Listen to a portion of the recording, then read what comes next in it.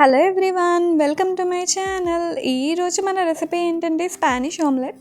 ఇది చాలా ఫాస్ట్గా ప్రిపేర్ చేసుకోవచ్చు అండ్ ఈజీ బ్రేక్ఫాస్ట్ రెసిపీ కూడా.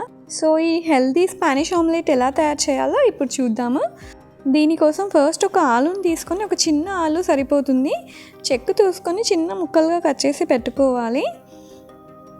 అలానే ఒక చిన్న ఆనియన్ని కూడా తీసుకొని పొడవుగా పీసెస్ని కట్ చేసి పెట్టుకోవాలి.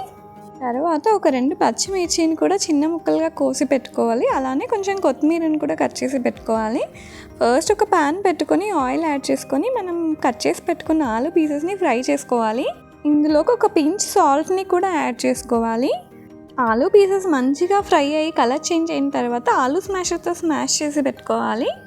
తర్వాత వీటిని ప్యాన్ నుంచి రిమూవ్ చేసి మనం ఆనియన్స్ని కూడా యాడ్ చేసుకొని కొంచెం ఫ్రై చేసుకోవాలి.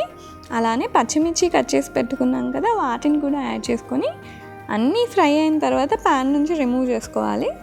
నెక్స్ట్ మనం ఆమ్లెట్ మిక్స్ చేసుకుని ఒక బౌల్ తీసుకొని అందులోకి మనం ఫ్రై చేసి పెట్టుకున్న ఆలు, ఆనియన్స్, ఇంకా గ్రీన్ చిల్లీ అన్నింటినీ యాడ్ చేసుకోవాలి.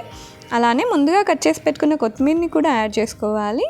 నెక్స్ట్ ఒక ఎగ్ని కూడా యాడ్ చేసుకొని 1 టీ స్పూన్ కారం, 1/2 టీ స్పూన్ ఉప్పును కూడా యాడ్ చేసుకోవాలి.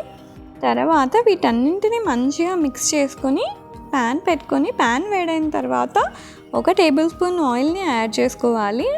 తర్వాత మనం మిక్స్ చేసి పెట్టుకున్న ఆమ్లెట్ మిక్చర్ని కూడా యాడ్ చేసుకోవాలి. తర్వాత దీన్ని ప్యాన్ అంతా స్ప్రెడ్ చేసుకొని 2 సైడ్లు మంచిగా కాల్చుకోవాలి.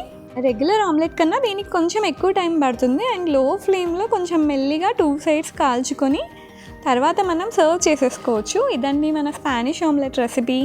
దీన్ని ఆనియన్స్తో సర్వ్ చేసుకుంటే చాలా చాలా బాగుంటుంది. సో మీకు ఈ వీడియో నచ్చింది అనుకుంటున్నాను. నచ్చితే లైక్ చేయండి, అలానే మీకు తెలిసిన వాళ్ళకి షేర్ చేయండి. ఫస్ట్ టైం వీడియో చూస్తున్న వాళ్ళైతే సబ్స్క్రైబ్ చేసుకోండి, బెల్ ఐకాన్ని ప్రెస్ చేయడం మర్చిపోకండి. Thank you.